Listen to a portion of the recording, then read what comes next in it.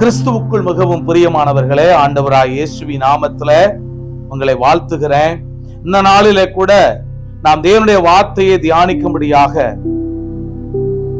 சங்கீதம் 97 அதிகாரம் 10வது வசனம், வெறுத்து விடுங்கள் அப்படின்ற தலைப்புல இன்றைக்கு ஆண்டுடைய வார்த்தையை நாம தியானிக்க போகின்றோம்.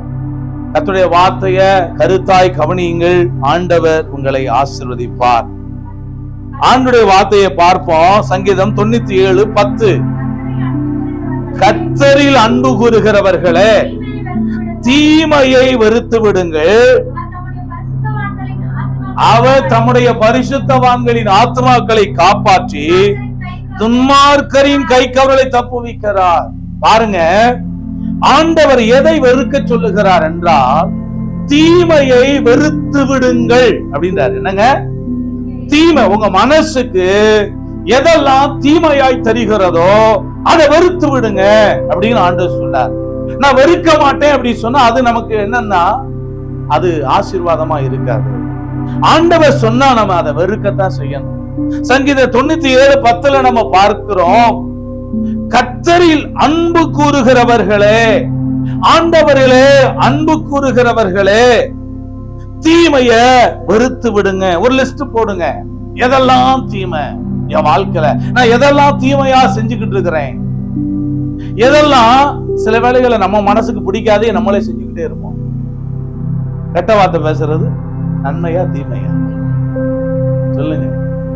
நம்ம சரீரத்தை அழிக்கக்கூடிய எதையாவது உள்ள அனுப்புனா தீமையா நன்மையா? தீமை. அப்ப கர்த்தரில தெய்வத்தினிடத்துல அன்பு கூறுகிற ஒரு கர்த்தருடைய பிள்ளை எதை வெறுக்கணும் அப்படின்னா தீமைய வெறுத்துருங்க, அறவே. ஆமென்.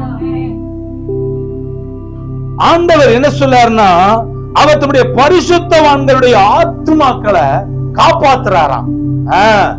உங்க ஆத்துமாவை அவர் காப்பாற்றுகிறார், மரணத்துக்கு காப்பாற்றுகிறார்.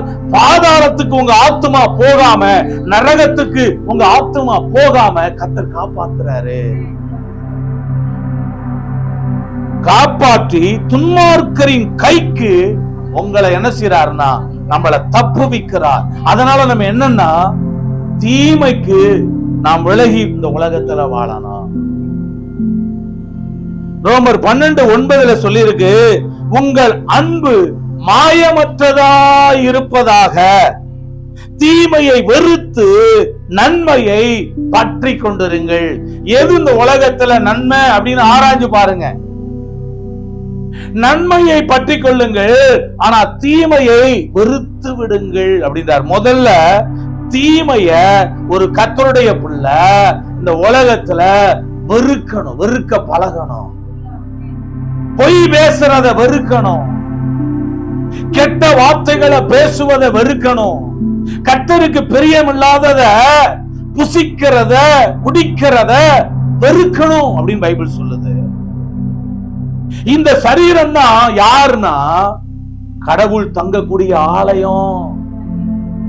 இந்த சரீரம் தேவனுடைய ஆலயமா இருக்கிறதுனால அதை எப்படி காத்துக்கொள்ளனா பரிசுத்தமா காத்துக்கொள்ளணும். அதுக்குள்ள தீமையை என்ன செய்யக்கூடாது, அனுமதிக்க கூடாது அப்படின்னு கர்த்தர் சொல்றார். அப்ப உங்கள் அன்பு மாயமற்றதாய் இருப்பதாக, தீமையை வெறுத்து விட்டு நன்மையை பற்றி கொண்டிருங்கள் அப்படின்றார். வாசித்து பாருங்க, நீதிமொழிகள் 8 அதிகாரம் 13வது வசனத்துல வாசிங்க. நீதிமொழிகள் 8:13 கவனிச்சுக்கங்க. தீமையை வெறுப்பதுதான் கர்த்தருக்கு பயப்படுகிற பயம். ஞானம் எப்ப உங்களுக்கு ஸ்டார்ட் ஆகும் தெரியுமா? ஞானம், wisdom of God. கர்த்தருக்கு பயப்படுதல ஞானத்தின் ஆரம்பம், பிகினிங், தொடக்கம். நீ கர்த்தருக்கு பயப்படுற ஆரம்பிக்கிறப்பயே ஞானம் உனக்கு ஸ்டார்ட் ஆயிடும். அப்ப இங்க என்ன சொல்றாருன்னா, தீமையை வெறுப்பதுதான் கர்த்தருக்கு பயப்படுகிற பயம். அப்ப எதை கர்த்தர் வெறுக்கிறாரா? பெருமையையும் அகந்தையையும் தீய வழியையும் புரட்டு வாயையும் நான் வெறுக்கிறேன். நாவுனா போட்டிருக்கு, என்னங்க போட்டிருக்கு? வாசிப்பா. பெருமையையும் 8:13 நீதிமொழிகள் 8:13 தீமையை வெறுப்பதே கர்த்தருக்கு பயப்படுகிற பயம், பெருமையையும் அகந்தையையும். சொல்லுங்க, பெருமை, அகந்த, தீய வழி, புரட்டு வாய். இந்த வாய் என்ன செய்யணும்? இங்க ஒண்ணு பேசும், அடுத்த இடத்துல இன்னொன்னு பேசும். புரட்டு வாய நான் வெறுக்கிறேன்றார் ஆண்டவர். அப்ப நம்முடைய வாய் கரெக்டா பேசணும், நேர்மையானத, உண்மையானத, உத்தமமானத, பரிசுத்தமானத, அவருக்கு பிரியமானத பேசணும். அப்ப புரட்டு வாயா நம்முடைய வாய் என்ன செய்யக்கூடாதுன்னா இருக்கக்கூடாது. ஏன்னா நீ தேவனுடைய பிள்ளை என்பதை மறக்க கூடாது, அவரால் தெரிந்து கொள்ளப்பட்ட ஜனம் என்பதை மறக்க கூடாது. அப்ப முதல்ல கர்த்தர் சொல்லுகிறார், தீமையை வெறுத்து விடுங்கள். ஆமென் சொல்லுங்க, தீமையை வெறுத்துறணும்.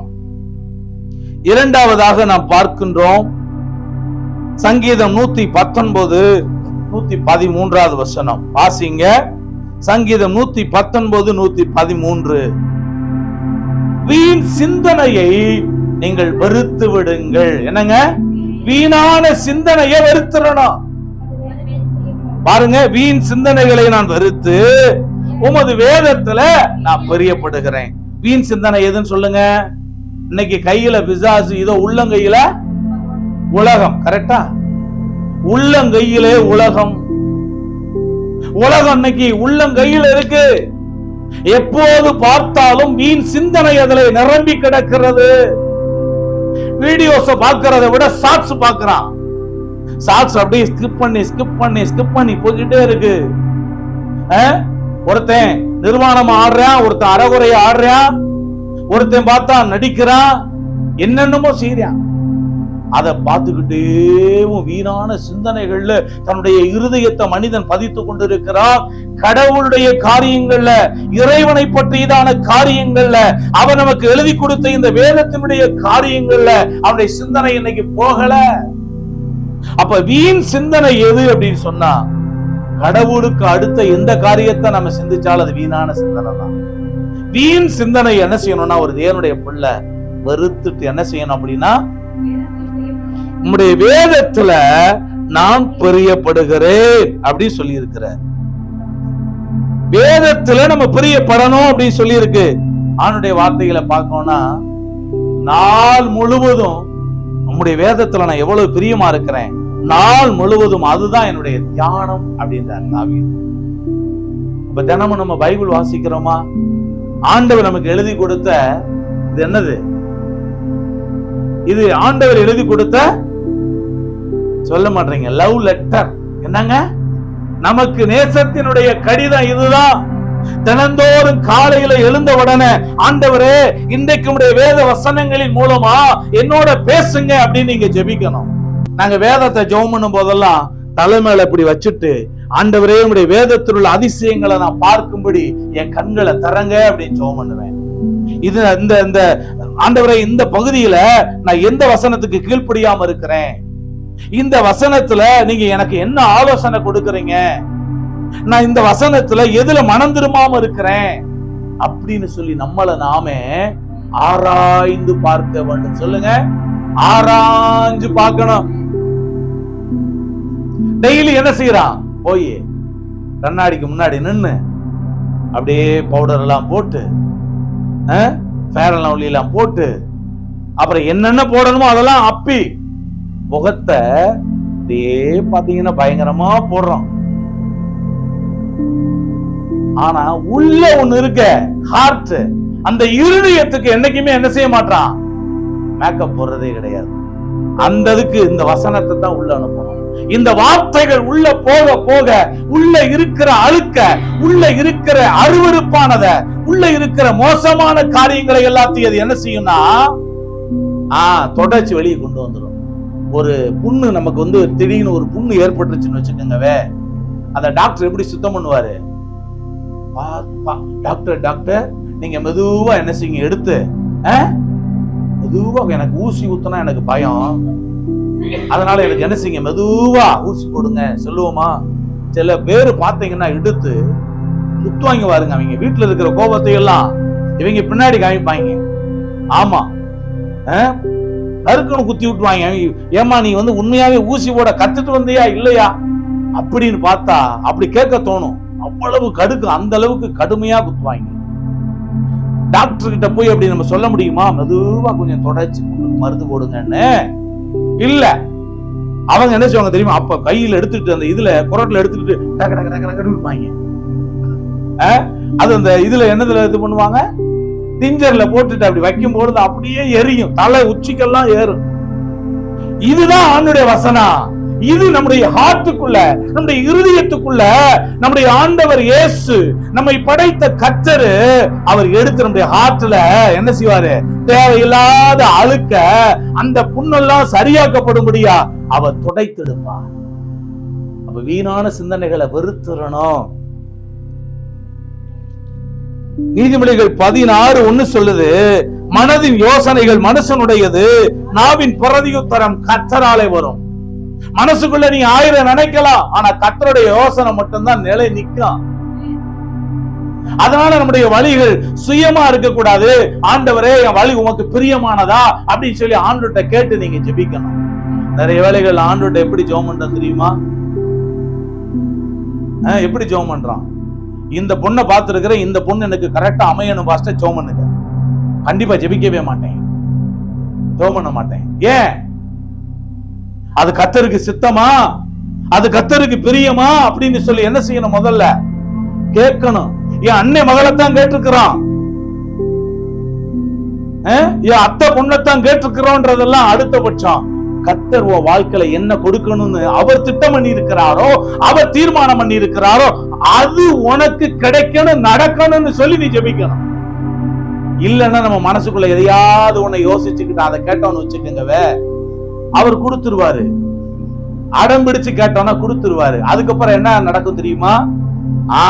ரொம்ப வேதனையோட கடைசியில அதோட கட்டி, அப்பா நீ தானப்பா கேட்ட, உனக்கு கொடுத்துட்டேன், அவ்வளவுதான். நீதிமான் விரும்புகிற காரியம் அவனுக்கு கொடுக்கப்படும். அதனால சரியானதா விரும்பிடுங்க, தேவையில்லாததை விரும்பிடாதீங்க. பாருங்க, மனதின் யோசனைகள் மனுஷனுடையது. நீதிமொழிகள் 19:21 மனுஷனுடைய இருதயத்தின் எண்ணங்கள் அநேகம், ஆனாலும் கர்த்தருடைய யோசனையை நிலைநிற்கும். ஏப்பா, நீங்களும் நானும் நினைக்கிறபடி எல்லாம் கடவுள் செய்ய மாட்டாரு, அவர் நினைக்கிறபடிதான் எல்லாம் செய்வாரு. நம்ம நிறைய வேலைகளை எப்படி ஜெபம் பண்ணணும் தெரியுமா? நான் சொல்றேன், ஆண்டவரை இந்த வேலைக்கு போறேன், ஆண்டவரை இந்த திருமண காரியத்துக்காக நான் முயற்சி எடுத்துக்கிட்டு இருக்கிறேன், இந்த வீட்டுக்காக நான் முயற்சி எடுத்துக்கிட்டு இருக்கிறேன். ஆனா சில விஷயங்களை ஆண்டவரே உங்க சித்தம் இல்லைன்னா நான் அடம்பிடிச்சு கேட்டாலும் தராதீங்க. அப்படி ஜெபம் பண்ணணும். அடம்பிடிச்சு கேட்டாலும் தராதீங்க. ஒருவேளை நான் விருப்பப்பட்டு கேட்கறதுனால தயவு செய்து நீங்க தந்துடாதீங்க. ஒருவேளை உங்களுக்கு விருப்பம் இருந்தா, உங்க சித்தமா இருந்தா அதை எனக்கு தாங்கப்பா போதும் அப்படி நம்ம ஜெபம் பண்ணா, ஒருவேளை நான் ஆசைப்பட்டு கேட்கிறேன்னு சொல்லி ஆண்டவரே நீங்க தயவு செய்து தந்துடாதீங்க அப்படின்னு சொல்லி நீங்க ஜெபம் பண்ணணும். அப்படி ஜெபம் பண்ணி பாருங்கவே, ஆண்டவர் வரக்கூடிய தீமைகள்லாம் நன்மையா மாத்திடுவார். ஆமென். அதனால ஆண்டவரிடத்துல நம்ம யோசனைகள் அல்ல, அவருடைய யோசனைகள் நடந்தேற வேண்டும் என்று நீங்கள் ஜெபிக்க வேண்டும். பாருங்க, நீதி சங்கீதம் 94:11 மனுஷனுடைய யோசனைகள் வீணென்று கர்த்தர் அறிந்திருக்கிறார். வாசிச்சு பாருங்க, அறிந்திருக்கிறார். கர்த்தருடைய யோசனை மட்டும்தான் நிலை நிற்கும் பிரியமானவர்களே. அதனால வீணான சிந்தனையை வெறுத்து விடுங்கள். சொல்லுங்க, வீணான சிந்தனையை வெறுத்துருங்க. நம்ம மைண்ட்ல நினைக்கிறதெல்லாம் நடக்கணும்னு நினைக்க கூடாது இல்ல. ஆண்டவரிடத்துல போய் ஆண்டவர் எனக்கு 1 கோடி ரூபாய் பணம் வேணும்னு கேட்டா தருவாரா? தரமாட்டாரு. ஏன் தரமாட்டாரு? என் மகன் என்கிட்ட இப்ப கேட்டான் அப்படின்னு சொன்னா நான் தரமாட்டேன். ஏன் அப்படின்னா அது எதுக்குன்னு கேட்பேன்ல கேள்வி. உனக்கு என்னத்துக்கு வேணும் அப்படின்னு கேட்பேன். அந்த 1 கோடி ரூபாயை கொடுத்தா அதை நீ சரியா செலவு பண்ணுவியா, அதற்கான தகுதி உங்ககிட்ட இருக்கா அப்படின்னு சொல்லி ஆண்டவர் எதிர்பார்ப்பார்ல. உங்ககிட்ட கார் இருக்கு, இப்பவே ரோஹித்துக்கிட்ட கொடுத்து நீங்க அதை ஓட்ட விட்டுருவீங்களா? அவனுக்கு வயசு வரணும், கார் உங்களுடையது, உங்க சொந்தமானது. ஆனா அவனுக்கு அதற்கேற்ற வயது வரணும், அதற்கு லைசன்ஸ் எடுக்கணும். இதுக்கெல்லாம் மனப்பக்குவம் அடைந்ததுக்கு அப்புறம் தான் அதை அவன் கையில கொடுப்பீங்க. அதே மாதிரிதான் கடவுள் எப்பவுமே அவர் கேட்ட உடனே எதையும் தரமாட்டாரு. அதற்கு நாம் தகுதியுடையவர்களா இருக்கிறோமா அப்படின்னு கர்த்தர் பார்க்கிறாரு. புரிந்து கொள்ளுங்க. இன்னைக்கு எனக்கு ஆகாரம் இல்ல, அடுத்த வருஷம் கொடுப்பாரா? இல்ல, எனக்கு இப்ப பசி, எனக்கு கத்த தந்துருவார். ஆனா எதுக்கு எப்ப கொடுக்கணுமோ அப்பதான் கத்த தருவார். ஆமென் சொல்லுங்க. மூன்றாவதாக நம்ம பார்ப்போம், சங்கீதம் 31:6 வாசிப்பா. சங்கீதம் 31:6 வாசிங்க.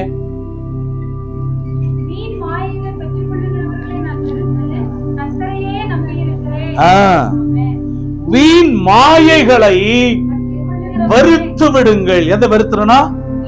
வீண் மாயைகளை வெறுத்துருங்க. வீண் மாயைகளை பற்றி கொள்ளுகிறவர்களை நான் வெறுத்து, நல்ல அந்த வசனத்தை கவனிங்க. வீண் மாயைகளை பற்றி கொள்ளுகிறவர்களை நான் வெறுத்து கர்த்தரையே நம்பி இருக்கிறேன். இந்த உலகத்துல இருக்கிற அத்தனை விஷயங்களுமே என்னது? பிரசங்கி புத்தகத்தை போய் படிங்க. மாயை மாயை எல்லாம் மாயை என்று பிரசங்கி சொல்லுகிறான். எல்லாமே மாயை. அப்ப மாயையான ஒரு உலகத்துல நம்ம வாழுகிறோம். நான் இப்படி சொல்லட்டும், நம்மெல்லாம் பையூர்ல இருந்து பொய்யூருக்கு வந்திருக்கிறோம். பையூர்ன்றது அம்மாவோட கற்பம், கற்பத்திலிருந்து பொய்யூர் இந்த உலகத்துக்கு நம்ம வந்திருக்கிறோம். பொய்யூர்ல இருந்து அடுத்து மெய்யூருக்கு நம்ம போகணும். மெய்யூர்ல 2 இருக்கு. ஒண்ணு பரலோக ராஜ்யம், அதுதான் மெய்யூர். இன்னொன்னு நரகம். நரகம் மனுஷனுக்காக உண்டாக்கப்படல, பிசாசுக்காக, அவனுடைய தூதர்களுக்காக உண்டாக்கப்பட்டது. அப்ப ஏன் மனுஷன் போய் அதுல விழுகிறான் அப்படின்னா, என்னைக்கு அவன் உண்மையான கடவுளை விசுவாசிக்காம ஆண்டவராய் இயேசு கிறிஸ்து கல்வாரி சிலுவையில செய்த அந்த தியாக பலியை உணராம அவன் வாழ்ந்து, மனம் போன போக்குல இந்த உலகத்துல வாழ்ந்து, பாவத்துல வாழ்ந்து அவன் சாகுறானோ, அவன் தானே நரகத்தை தெரிந்து கொள்கிறான். அப்ப மெய்யூர் பரலோக ராஜ்யத்துக்கு போக போகிறோமா அல்லது நரகத்திற்கு போக போகிறோமா என்பது யாருடைய கையில இருக்கு தெரியுமா? அவர் கையில இல்ல, நம்ம கையில தான் இருக்கு. ஆமென் சொல்லுங்க. என் கையில தான் இருக்கு. இந்த பக்கம் விஷம், இந்த பக்கம் தேன் பாட்டில் இருக்கு. எதை தெரிந்து கொள்ளணும்னு சொல்லிட்டு கடவுளை வந்து எடுத்து கொடுப்பாரு. நமக்கு அந்த அறிவை கொடுத்துட்டாருல்ல, இல்ல? அப்ப இந்த உலகத்தினுடைய மாயையான காரியங்கள், இந்த உலகம் பையூரிலிருந்து நாம் பொய்யான ஊருக்கு வந்திருக்கிறோம். சீக்கிரமாய் நமக்கு சீக்கிரமா மண்டையெல்லாம் நரைக்குது, சீக்கிரமா தோலெல்லாம் சுருங்குது. சீக்கிரமா இந்த உலகத்தை விட்டு நம்ம என்ன செய்ய போறோம்? நாமெல்லாம் பிறந்த நாள் கொண்டாடுறோம். எப்படி? நான் அன்னைக்கு காலையில யோசிச்சுக்கிட்டு இருந்தேன், என் மகனுக்கு 19, இந்த மாதம் மார்ச் 19ஆம் தேதி வந்துச்சுன்னா அவனுக்கு வயசு எத்தனை? 19. மார்ச் 19 அவனுக்கு வயசு 18 வயசு ஆக போகுது. எப்ப? மார்ச் 14. இதை நான் பார்த்த பொழுது என்னத்தை நான் உணர்ந்தேன் அப்படின்னா, ஹாப்பி பர்த்டே கொண்டாட போறோம்ல, நாட்கள் போய்கொண்டு இருக்கின்றன. 18 வருஷம் அவன் இந்த உலகத்துல வாழ்ந்து முடிச்சிட்டு 19க்கு போயிட்டான். நாட்கள் ஓடிக்கிட்டு இருக்கு. எதை நோக்கி ஓடிக்கிட்டு இருக்கிறோம் தெரியுமா? எல்லாரும் சொல்லுங்க. நீங்க நினைச்சுக்கிட்டு இருக்கீங்களோ? எல்லாரும் எதை நினைச்சு ஓடிக்கிட்டு இருக்கிறோம் தெரியுமா? ஒருத்தன் குழந்தைய இந்த உலகத்துல வந்த உடனே அவன் மரணத்தை நோக்கி ஓடிக்கொண்டு இருக்கிறான். அவன் எங்க போறான்? கடைசியில போய் நிக்க போற இடம் மரணம். அவ்வளவுதான். அப்ப இந்த இடைப்பட்ட காலத்துல நாம என்ன செய்கிறோம்? எப்படி வாழுகிறோம்? இந்த மாயையான உலகத்துல மாயையான காரியங்களையே நம்ம தேடிக்கிட்டு இருக்கிறோமா? இல்ல நிஜமானது எது? உண்மையானது எது? எதற்காக நான் அந்த உலகத்துல வாழ்ந்துகிட்டு இருக்கிறேன்? எதை நான் நம்பணும்? எதை விசுவாசிக்கணும்? அப்படின்னு அந்த சிந்தனை ஓட்டங்கள் நமக்கு இருக்கான்றதை நம்ம ஆராய்ந்து பார்க்கணும். பாருங்க, வீண் மாயைகளை பற்றிக்கொள்ளுகளை நான் வெறுத்து கர்த்தரை நம்பி இருக்கிறேன். யோனா 2:8 பொய்யான மாயையை பற்றிக் கொள்ளுகிறவர்கள் தங்களுக்கு வரும் கிருபையை போக்கடிக்கிறார்கள். பொய்யான மாயையை பற்றிக் கொள்ளக்கூடாது. சினிமான்றது மாயையா இல்லையா? அவங்க ஷூட்டிங் எடுக்கிறத பார்த்தோம்னா நம்ம எதையுமே பார்க்க மாட்டோம். மாய. யாருமே இந்த உலகத்துல கடைசி வரைக்கும் மெத்துசலா 969 வருஷம் இந்த உலகத்துல உயிர் வாழ்ந்தாரு. என் மகள்கிட்ட நான் சொன்னேன், மகளே நீ 200 வருஷம் வாழ்ந்து வா அப்படின்னு. 200 வருஷம் எனக்கு வேண்டவே வேண்டாம். எப்படி? அது இந்த உலகத்துல நான் 200 வருஷம் வாழ விரும்பல அப்படின்னா பாருங்க. ஏன் அப்படின்னா அந்த உலகம் நமக்கு ஏற்றதாக அல்ல. நித்திய ராஜ்யம் தான் நம்முடைய எல்லா காரியங்களையும் நிறைவு செய்யக்கூடிய ஒரு இடம். அதத்தான் இந்த உலகம் சொர்க்கம் என்று சொல்லுகிறது, மோட்சம் என்று சொல்லுகிறது. அந்த நித்திய ராஜ்யத்துக்கு போகத்தான் வழியா என் ஆண்டவர் இயேசு கிறிஸ்து வந்தார் என்பதை புரிந்து கொள்ளுங்க. பொய்யான மாயையை பற்றி கொள்ளுகிறவர்கள் தங்களுக்கு வரும் கிருபையை போக்கடிக்கிறார்கள். எதை பற்றி கொள்ள போறோம் நம்ம? பில் கேட்ஸ் உலக கோடீஸ்வரன். ஆனா இன்னைக்கு அவர் HIV இருக்கிறார். அந்த பணம் அவரை என்ன செய்ய முடியல, திருப்திப்படுத்த முடியல. அதுல இருந்தவரை யாராலும் என்ன செய்ய முடியாது, காப்பாற்ற முடியாது. அம்பானியனுடைய மகனுக்கு தலையில முடி முளைக்க வைக்க முடியல அந்த பணத்தை கொண்டு. இந்த பணம் எல்லாவற்றுக்கும் உதவும். ஆனா ஆண்டவர் இயேசு கிறிஸ்து மட்டும்தான் நம்முடைய வாழ்வுக்கு நித்திய ஜீவனை தருகிறார். ஆமென்.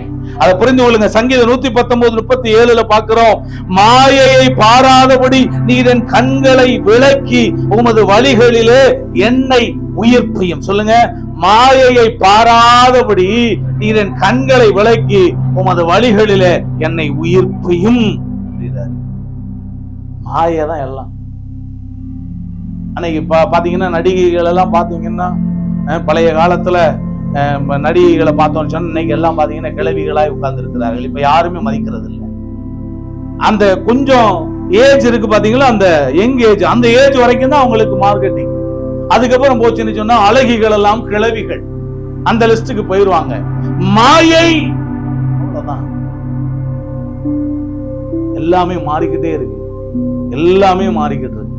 அப்ப மாறாத நம்முடைய ஆண்டவர் இயேசு கிறிஸ்துவை இந்த உலகத்திலே நாம் விசுவாசிக்க நம்முடைய வாழ்க்கையை நாம் ஒப்பு கொடுக்க வேண்டும். ஆமென் சொல்லுங்க. அல்லேலூயா. நான்காவதாக நம்ம பார்க்கிறோம், தீய வழிகளை வெறுத்து விடுங்கள். தீயோரின் வழிகளை, யாருடைய வழி? தீயோரின் வழிகளை வெறுத்து விடுங்கள்.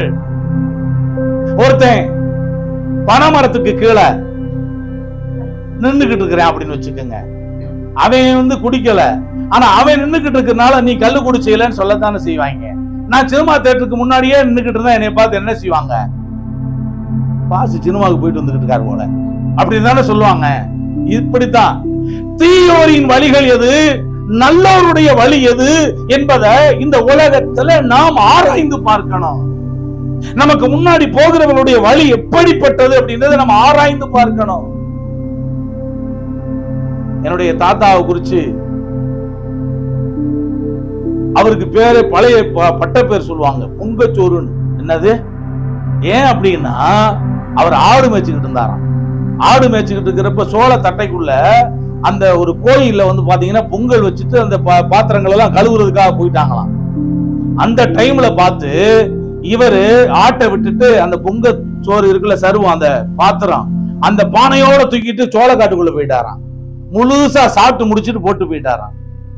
யாரு சாப்பிட்டு முடிச்சா அப்படின்னு சொல்லி கேட்டா, எங்க தாத்தா சாப்பிட்டாருன்னு சொல்லி எங்க குடும்பத்தோட பேருக்கே பொங்கச்சோறு வம்சம்ட்டாங்க. ஆனா நான் பொங்கச்சோரை ஃபாலோ பண்ணேன்னு வச்சுக்கவே, நானும் என்ன செய்வேன்? திருடிக்கிட்டு, ஆமா, அடுத்தவன் ஜோத்த திருடி கொண்டே போக வேண்டியதுதான்.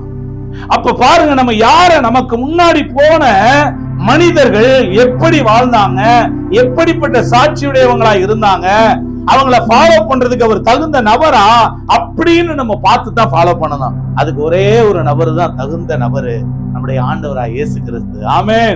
அவர் நமக்கு முன்னாடி சரியான பாதைய நமக்கு காட்டி கொடுத்து முன்மாதிரியை வைத்து போனார். ஆமென் சொல்லுங்க. இங்க பாருங்க, தீயோரின் வழிகளை வெறுத்து விடுங்கள். நீதிமொழிகள் 4:14-15 வாசிங்க. துன்மார்க்கருடைய பாதையில பிரவேசிக்காத, தீயோருடைய வழியிலே நில்லாதே.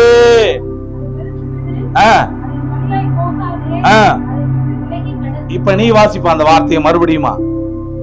நீதிமொழிகள் 4:14-15. துன்மார்க்கருடைய பாதையிலே பிரவேசியாதே, தீயோருடைய வழியிலே அங்க நில்லாதே அப்படி சொல்லலாம். நிக்காத அங்க. அதை வெறுத்து விடு, அதன் வழியா போகாத, அதை விட்டு விலகி கடந்து போ, அதை விட்டு விலகி கடந்து போட்டார். ஒரு மனுஷனை பார்த்து தான் இன்னொரு மனுஷன் என்ன செய்யறான், கெட்டு போயிடுறான் இல்ல. இன்னைக்கு ஸ்கூல்ல பாத்தீங்கன்னா நிறைய பேர் பாத்தீங்கன்னா ஸ்மோக் பண்றாங்க. வாலிப பசங்க 10th 9th 8th காலேஜ் பாத்தீங்கன்னு சொன்னா, அந்த பசங்க இன்னைக்கு வந்து பாத்தீங்கன்னு சொன்னா அந்த குடிக்கிற அந்த ஸ்மோக் பண்ணக்கூடிய அந்த பசங்களை இன்னொருத்தன் பார்க்கும் பொழுது என்ன செய்யறான் அப்படின்னு சொன்னா, அவன்கிட்ட இருந்து இவன் கத்துக்கிறேன். எங்க கத்துக்கிட்டேன்னு என் ஃப்ரெண்டு ஒரு தடவை நீ என்ன செய்ய கொஞ்சம் ஊதிப்பாரு அப்படின்னு. அப்புறம் கடைசியில அவன் தன்னுடைய நுரையீரலை கெடுத்து தன்னுடைய சரீரத்தை கெடுத்து அவன் என்ன செய்யறான், தீயோருடைய வழிகளை அவன் செல்ல ஆரம்பித்து விடுகிறான். ஒண்ணு புரிந்து கொள்ளுங்க பிரியமானவர்களே, நான் உங்களுக்கு சொல்றேன், ஒரு கெட்ட பாவ பழக்க வழக்கத்தை உங்க வாழ்க்கையில நீங்க ஆரம்பத்திலேயே கீழி எரியலனா அது உங்களுக்குள்ள வேறு பிடிச்சிடும். வேறு ஒன்றுச்சுன்னா அதை புடுங்கவே முடியாது. ஏன் அப்படின்னா அப்படி கொஞ்சம் கொஞ்சமா அது வேறு விட்டு அது சீக்கிரமா நம்மளை விட்டு நம்ம விட முடியாத அளவுக்கு அது பாவ பழக்கமா மாறிவிடும். பழக்கம் வழக்கமாகிவிடும். ஒரு சீம கருவேல முள்ளு எடுத்துக்கங்க, அது சின்னதா இருக்கிறப்பே புடுங்கி எரிஞ்சிடணும். விவசாயம் பண்ணக்கூடிய நிலத்துல நாங்க போய் நிறைய ஆங்காங்க பாத்தீங்கன்னா சின்ன சின்ன முள்ளு செடிகள் வந்து சீம கருவேல முள்ளெல்லாம் நிற்கும். அதை என்ன செய்வோம்னு சொன்னா, கையில வந்துட்டு பாத்தீங்கன்னா ஒரு துணியை சுத்திட்டு அதை அப்படியே புடுங்கி எல்லாத்தையும் எரிஞ்சிருவோம்.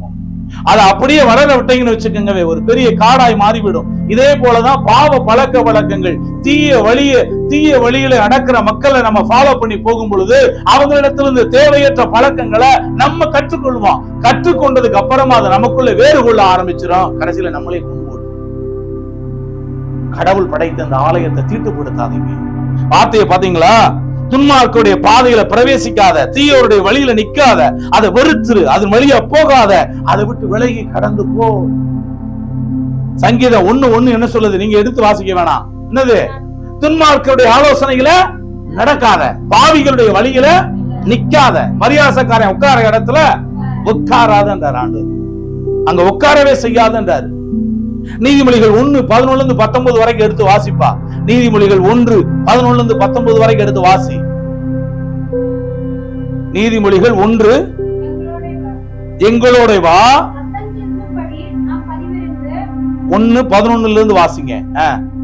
ரத்தம் சிந்தும்படி பதிவிருந்து அவங்க எப்படி கூப்பிடுறாங்க, எங்களோட வா எங்களோட வா எங்களோட வா, ரத்தம் சிந்தும்படி நாம் பதிவிருந்து குற்றமற்ற இருக்கிறவர்களை முகாந்தரமின்றி பிடிக்கும்படி நம்ம ஒளித்திருப்போம். பாதாள விழுங்குற மாதிரி நாம் அவர்களை உயிரோட விழுங்குவோம். விழுங்கப்படுவது போல முழுமையுமா விழுங்குவோம். கொள்ளை பொருளினால் நம்முடைய வீடுகளை நிரப்புவோம். அவங்க எப்படி கூப்பிடுறாங்க, நீ ஏன் பங்காளி தெரியுமா, அந்த தப்பு செய்யறவனோட கை கோர்ப்பான். புரியுதா உங்களுக்கு? தப்பு செய்யறவனோட கை கோர்ப்பான். எங்களோட நீ வா, பங்காளி யாரு? நம்ம எல்லாருக்கும் ஒரே பொய் இருக்கா. இங்க பாருங்க, இங்கதான் நீங்க கவனிக்கணும். அவர்கள் சொல்வார்களாகில், என் மகனே நீ அவங்களோட வழி நடவாமல் உன் கால அவர்கள் பாதைக்கு விலக்குவாயாக. அவங்க கால்கள் தீங்கு செய்ய ஓடி ரத்தம் சிந்த பதிவு இருக்கிறது. போதும், ரத்தம் சிந்த பதிவு இருக்கான். அதனால பிரியமானவர்களே, தீயோருடைய வழியை வெறுத்துருங்க. தீயோருடைய வழியை வெறுத்துருங்க. இன்னைக்கு சினிமாக்கள் எதை சொல்லி கொடுக்குது? கற்பழிப்பை சொல்லி கொடுக்கிறது, உபச்சாரத்தை சொல்லி கொடுக்கிறது, திருட சொல்லி கொடுக்கிறது. என்ன சொல்லி கொடுக்குது? அன்னைக்கு குடும்பமா போய் என்ன செய்யலாம் நம்ம? நான் பார்த்திருக்கேன். குடும்பமா போய் உட்கார்ந்து என்ன செய்யலாம்னு சொன்னா பார்க்கலாம். அந்த அக்கா தங்கச்சி பாசம், அண்ணன் தம்பி பாசம் அப்படின்னு சொல்லி பார்க்கலாம். ஆனா இன்னைக்கு நம்ம குடும்பமா போய் பார்க்க முடியுமா? என் மகளை கூட்டிட்டு போய் என் மனைவியை கூட்டிட்டு போலாம், மகளை கூட்டிட்டு போய் நான் ஒரு படம் பார்க்கலாமா? அங்க பார்த்தா அவங்க இடுப்பு டான்ஸ் ஆடிக்கிட்டு இருப்பாங்க. எப்படிப்பட்ட மோசங்கள் நடக்கிறது பாத்தீங்களா? நாங்க அன்னைக்கு பஸ்ல வந்தோம். என் மக என் பக்கத்துல உட்கார்ந்து இருக்கு, என் மகன் மனைவி பக்கத்துல உட்கார்ந்து இருக்கிறான். ஓடுறது அத்தனையுமே பாத்தீங்கன்னு சொன்னா மோசமான பாட்டு. நான் கவனிச்சு பார்த்தேன், என் மகன் எப்படி இருக்கேன், என் மகன் எப்படி இருக்கு. என் மகன் அந்த பக்கம் ஜன்னல் பக்கமா அவங்ககிட்ட கவன அப்படி திருப்பிக்கிட்டே வந்தது. என் மகன் உறங்கிட்டான். பாருங்க, காதுகள்ல கேட்க முடியல, கண்ணை கொண்டு பார்க்க முடியல, அந்த அளவுக்கு அருவருப்புகள் கட்டவிழ்க்கப்பட்டு இருக்கிறது. நீங்க ஒரு ஆப்பை இன்ஸ்டால் பண்ண அப்படின்னு சொன்னா அதுக்கு ஒரு விளம்பரம் போடுறேன், அசிங்கமான விளம்பரத்தை போடுறேன். பாருங்க, கவனமா இருங்கள். தீயோருடைய வழிகளை வெறுத்துருங்க. நல்லவர்களின் வழிகளை நடக்கிறதுக்கு உங்க வாழ்க்கைய அர்ப்பணியுங்கள். கடைசியா சொல்றேன், 5வதாக அந்தரங்க காரியங்களை வெறுத்து விடுங்கள். என்னங்க?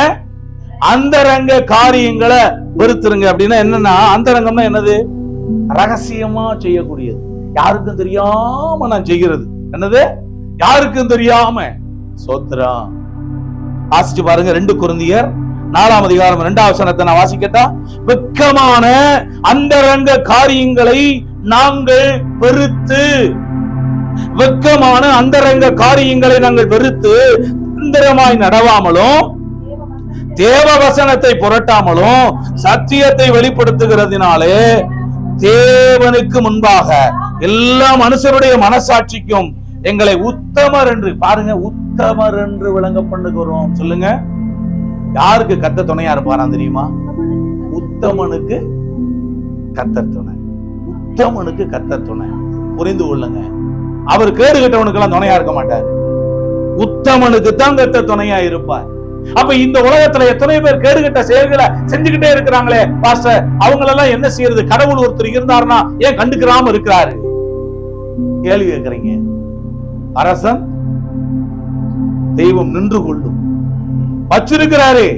ஒரு நாள் ஆப்பு என்ன சொல்லி இருக்குன்னா, பைபிள் அநியாயம் செய்கிறவன் அநியாயம் இன்னும் அப்படின்றாரு, ஒரு வார்த்தையை போடுறாரு. அசுத்தமா இருக்கிறவன் இன்னும் அசுத்தமா இருக்கட்டும், நீதி செய்கிறவன் இன்னும் நீதி செய்யட்டும், பரிசுத்தம் உள்ளவன் இன்னும் பரிசுத்தமாகட்டும். அடுத்த வார்த்தை சொல்லுது, அவனுக்கு நான் அளிக்கக்கூடிய பலன் என் கூட வருது, இதோ சீக்கிரமாய் வருகிறேன், அவனுக்கு வச்சிருக்கிறேன். இன்னும் தெரியுமா, நரகமே அவருக்கு முன்னாடி திறந்து இருக்கான்.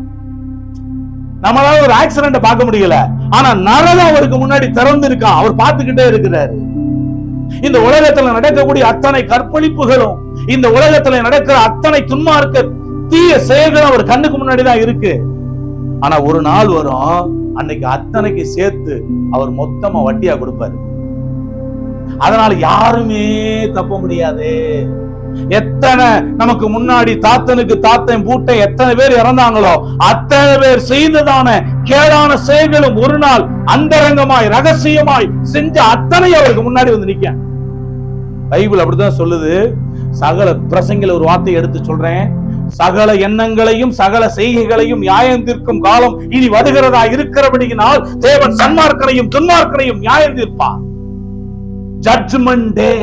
இந்த உலகத்துல இருக்கிற பைபிள் சொல்லுது, அதே பிரசங்கில தான் நான் நீதி ஸ்தலத்தை கண்டேன், அங்க அநியாயம் இருந்தது. எப்படி? நியாய ஸ்தலத்தை கண்டேன், அங்க அநீதி இருந்துச்சு அப்படின்றாரு. அப்ப இன்னைக்கு எல்லாமே அநீதி மன்றங்கள். இங்க நீதியை தேடாத, நீதி கிடைக்காது. ஒரு நாள் அந்த பெரிய ஜட்ஜ் இருக்காரு பாத்தீங்களா, அவர் ஒரு நாள் கொடுப்பாரு. அதுக்கு காத்திருக்கிறாரு. அதனால இன்னைக்கு எவன் அந்தரங்கமா ரகசியமா செஞ்சுக்கிட்டு இருக்கிறானோ அதையெல்லாம் ஒரு நாள் என்ன செய்ய போறாரு? வெளியரங்கப்படுத்த போகிறார், நிர்வாணமாக்க போகிறார். நிர்வாணம் என்றால் நீ செஞ்ச அத்தனை அவருக்கு முன்னாடி கொண்டு வந்து நிப்பாட்டப்படும். என்ன செய்ய? அப்ப நான் செய்யலையே அப்படின்னு சொன்னா, இந்த இருக்கு பாருங்க, இந்த சுபத்துல இருக்கிற இந்த சின்ன துரு வந்து சாட்சி சொல்லுமா? என்ன சொல்ல ஆண்டவர்கிட்ட நம்ம எவ்வளவு ஜாக்கிரதையா ஜீவிக்கணும் பாத்தீங்களா? மனுஷன் வாழ வயசுல செய்யக்கூடிய பாவங்கள் வந்து அவன் மண்ணுல அவன் படுக்கும் போது அவன் எலும்புகளோட படுத்துக்கிறோமா, அவன் எலும்புகளோட படுத்துக்கிறோமா. வாலிபத்துல அவன் என்னென்ன செஞ்சானோ அதெல்லாம் அவனுடைய எலும்புகளோட படுத்துக்கிறோமா. அதெல்லாம் ஒரு நாள் எழுந்து வந்து ஆண்டவருக்கு முன்பாக அவன் செஞ்ச அத்தனை காரியங்களும் முன்னாடி அணிவகுத்து நிற்கும். நியாயத்திற்கு எந்த மனிதனும் தப்ப முடியாது. இன்னைக்கு அதனால பொறுமையாய் கடவுள் இருக்கிறார். ஆண்டவருக்கு 1000 வருஷம் ஒரு நாள். அப்ப நம்ம எத்தனை நாள் இருக்கிறான்? 1000 வருஷமே அவருக்கு ஒரு நாள். நம்ம எத்தனை நாள்? 70 வருஷம் 80 வருஷம் தான் இருக்கிறான். அது அவருக்கு என்ன கணக்கு? அப்ப நம்ம உண்மையா நம்ம நினைச்சா அவர் நம்ம இந்த உலகத்துல வாழக்கூடிய வாழ்க்கை ஒரு நொடி தான் நினைக்கிறேன், ஒரு செகண்ட் தான் நினைக்கிறேன். ஆனா நம்ம என்ன செய்யறோம்? அப்படின்னு நினைக்கிறேன். கண்ணை மூடி திறக்கிறது தான் நம்ம லைஃப், அவ்வளவுதான். ஆக அந்தரங்க காரியங்களை வெறுத்திருங்கன்றார் ஆண்டவர். சங்கீதம் 19 அதிகாரம் 12, 13 வசனம் சொல்லுது, துணிகரமான பாவங்களுக்கு உமது அடியானை விலக்கி காரும். நீங்களும் ஜெபம் பண்ணணும். மறைவான குற்றங்களுக்கு என்ன நீங்களாக்குங்க ஆண்டவரே. துணிகரமான பாவங்களுக்கு என்னை விலக்கி காரும், அவைகளை நான் ஆண்டு கொள்ள ஒட்டாதரும். அப்பொழுது நான் உத்தமனாகி பெரும் பாதகத்துக்கு நான் நீங்களாயிருப்பேன் அப்படின்னு தாவீது பத்சேபாள் இடத்துல பாவம் செஞ்சான். ஆண்டவர் விட்டாரா? அந்த அம்மா அவர் ரகசியம் எங்க இருக்குன்னா உப்பரிக்க மேல மாடியில சுத்துறாரு. ராஜா மாடியில அப்படியே சுத்துறாரு. அந்த அம்மா என்ன செய்யுது? ஆமா, அந்த டைம்ல குளிச்சுக்கிட்டு இருக்கு. பாக்குறாரு. ஏற்கனவே தாவீதுக்கு நிறைய மனைவிகள் இருந்தாங்க. அந்த அம்மா பார்த்த உடனே, அது அடுத்தவனுடைய மனைவி, சந்தோஷமா அப்படி பார்த்தாரு. பார்த்த உடனே அவனுக்குள்ள இச்சை வந்து, ராஜா இல்ல என்ன வேணும் செய்வாரு, கொண்டு வந்து அவர் என்ன பண்ணிட்டாரு? அங்கே தவறு செய்யப்பட்டது, அதையும் அப்படி எழுதுறாரு ஆண்டவர். உரியாவின் மனைவியின் இடத்துல தாவீது செய்த பாவம்னு எழுதுறாரு. ஆனாலும் அந்த தாவீது செஞ்சத மன்னித்து விட்டார். அவன் ஜெபம் பண்ணி ஆண்டவரிடத்துல அழுத பொழுது. ஆனா பைபிள் என்ன சொல்லு தெரியுமா? நீ இத ரகசியமா செஞ்ச, நான் பாரு நான் அதை வெளியரங்கமா செய்ய வாழ்க்கையில செஞ்சு காட்டுறேன்னு சொல்லி பாத்தீங்கன்னா மொட்டை மாடியில மத்தியான வேலையில அவனுடைய சொந்த மகன் என்ன பண்ண, அவன் மனைவியின் இடத்துல போய் பிரவேசம். அம்மாட்ட கடவுள் விட்டு வைக்க மாட்டாரு. ரொம்ப ஜாக்கிரதையாய் நம்முடைய வாழ்க்கையை நாம வாழணும். அந்தரங்கமா ரகசியமா தானே பேசுறேன், இத ரகசியமா தானே செஞ்சேன் அப்படின்னு சொல்லி நாம ஒருவேளை இன்னைக்கு நம்மளையே வஞ்சித்து ஏமாற்றி கொண்டு இருக்க கூடாது. ஒரு நாள் அது வெளியரங்கமாக்கப்பட போகிறது. அத்தனை ரெக்கார்டு அவருடைய கையில பத்திரமா இருக்கு. புரிந்து கொள்ளுங்க. நமக்கே எத்தனை ரெக்கார்டு இருந்தா அவருக்கு எத்தனை இருக்கு சொல்லுங்க. வார்த்தையை பாருங்க. சங்கீதம் 139 1, 2, 3, 4, 24 வசனங்கள்ல பாக்குறோம். கர்த்தாவே நீர் என்னை ஆராய்ந்து என் இருதயத்தை அறிந்து கொள்ளும், என்னை சோதித்து என் சிந்தனைகளை அறிந்து கொள்ளும், வேதனை உண்டாக்கும் வழி என்னிடத்திலே உண்டோ என்று பார்த்து என்னை நித்திய வழியிலே நடத்துன்றான். நித்திய வழியில நடத்துங்க. அதனால அடுத்தவனுக்கு கொடுக்க வேண்டிய பணத்தை கொடுத்துடணும். யாரையும் ஏமாத்த கூடாது, வஞ்சிக்க கூடாது, பொய் பேசக்கூடாது. ஆண்டவர் சொல்றாரு, பொய் பேசுகிறவனே நரகத்துல பங்கடைவான்னு சொல்லியிருக்கு. ஒரு மனுஷன் இருக்கிறான், வீட்டுக்கு வந்தா ரொம்ப நேரம் உட்காந்து அறுப்பான்னா அது நம்ம அதை எஸ்கேப் ஆகுறதுக்காக சொல்றது பொய் கிடையாது. ஆனா ஒரு பொய் ஒரு மனுஷனை பாதிக்குதுன்னு வச்சுக்கவ, அபாண்டமான பொய்கள்னு சொல்லுவோம்ல, அந்த பொய்களை கடவுள் என்ன செய்ய மாட்டார்? ஏற்றுக்கொள்ளவே மாட்டார். சோத்திரம். ஒருத்தர் இடத்துல நான் கேட்டேன், எனக்கு ஒரு 100 ரூபா கொடுங்க அப்படின்னு. என்கிட்ட 1 பைசா இல்லையே பாஸ்டர் அப்படின்னாரு. கடைசியில கொஞ்ச நேரம் கழிச்சு அவரையே அறியாம இங்க இருந்து எடுக்கிறாரு நிறைய பணத்தை. எங்க? ஆமா, இன்னொரு பாக்கெட்ல இருந்து வெளியே எடுக்கிறாரு. இவ்வளவு பணம் வச்சிருக்கீங்க, 100 ரூபா கேட்டேன் தர மாட்டேன்னீங்களே. ஆண்டு சொல்றாருல, இதுக்கு பேரு தான் அபாண்டமான பொய். நம்ம இடத்துல பொருள் இருக்கையில நீ போய் நாளைக்கு திரும்பவா உனக்கு தருவேன் என்று சொல்லாதே அப்படின்றார். அபாண்டமான பொய். அபாண்ட பொய்களை நம்ம என்னைக்கு என்ன செய்யக்கூடாது? நம்ம பேசக்கூடாது. கர்த்தருடைய பிள்ளைகள் அந்தரங்க காரியங்களை வெறுக்கணும். சங்கீதம் 90:8 இந்த வசனத்தை கடைசியா வாசிப்பா. சங்கீதம் 90:8 வாசிமா. எங்கள் அக்கிரமங்களை உமக்கு முன்பாகவும் எங்க கொண்டு வந்து நிறுத்துவாராம்? எங்க? ஹெட் மாஸ்டருக்கு முன்னாடி போய் எப்படி நிற்பான்? கையை இப்படி கட்டிக்கிட்டு நிற்பான். இப்படி சிலர் கட்டுவாங்க, சிலர் இப்படி கட்டுவாங்க, சிலர் இப்படி கட்டுவாங்க. அந்த ஹெட் மாஸ்டருக்கு முன்னாடி பைபிள் சொல்லுது, எங்கள் அக்கிரமங்களை உமக்கு முன்பாக, எங்கள் அந்தரங்க பாவங்களை உமது முகத்தின் வெளிச்சத்தில் நிறுத்தினீர். எப்படி இருக்கான்? ஏன் நான் செஞ்ச தப்பெல்லாம் மத்தவனுக்கு முன்னாடி மட்டும் கொஞ்சம் சொல்லிடுறாங்க ஆண்டவர். ஆனா இன்னொன்னு, அவருடைய பிள்ளைகளுக்கு இந்த பூமியில சரி கட்டிடுவார். அவருடைய பிள்ளைகளை ஆண்டவர் சொல்றாரு, அவருடைய பிள்ளைகளை சரிப்படுத்தி சீர்படுத்தி செம்மைப்படுத்தி அவங்களை எப்படியெல்லாம் கழுவி அவங்களை சுத்திகரிச்சு அவங்களை சரிப்படுத்தணுமோ சரிப்படுத்திடுவாரு. ஆமா, நீதிமானுக்கு பூமியில சரி கட்டப்படும்ன்றாரு. அது வரைக்கும் நம்மளை என்ன செய்வாரு? புடமிட்டு புடமிட்டு புடமிட்டு சுத்த பொண்ணா மாத்திக்கிட்டே இருப்பாரு. அதனால அருமையானவர்களே, எதை வெறுத்துருங்க? தீமையை வெறுத்து விடுங்கள், வீண் சிந்தனைய வெறுத்து விடுங்கள், வீண் மாயைகளை வெறுத்து விடுங்கள், தீயோருடைய வழிகளை வெறுத்துருங்க, அந்தரங்கமான காரியங்களை வெறுத்து கர்த்தருக்கு முன்பாக நாம் பரிசுத்தமானவர்களாக, உத்தமமானவர்களாக, நீதி உள்ளவர்களாக, கரைதரை அற்றவர்களாக வாழும்படி நம்முடைய வாழ்க்கையை அர்ப்பணிப்போம். கர்த்தர் நம்மை ஆசீர்வதிப்பார். ஆமென், ஆமென். நமது நியூ கவர்னன்ஸ் ஸ்டோன் மினிஸ்ட்ரி சேனலை லைக் பண்ணுங்க, ஷேர் பண்ணுங்க, கமெண்ட் பண்ணுங்க, சப்ஸ்கிரைப் பண்ண மறக்காதீங்க. அப்படியே பக்கத்துல இருக்கிற பெல் ஐக்கானை கிளிக் பண்ணி ஆல்ன்ற ஆப்ஷனை கொடுத்துக்கோங்க. அப்பதான் நாம போடக்கூடியதான வீடியோஸ் எல்லாமே டெய்லி உங்களுக்கு நோட்டிபிகேஷன்ல வரும். God bless you.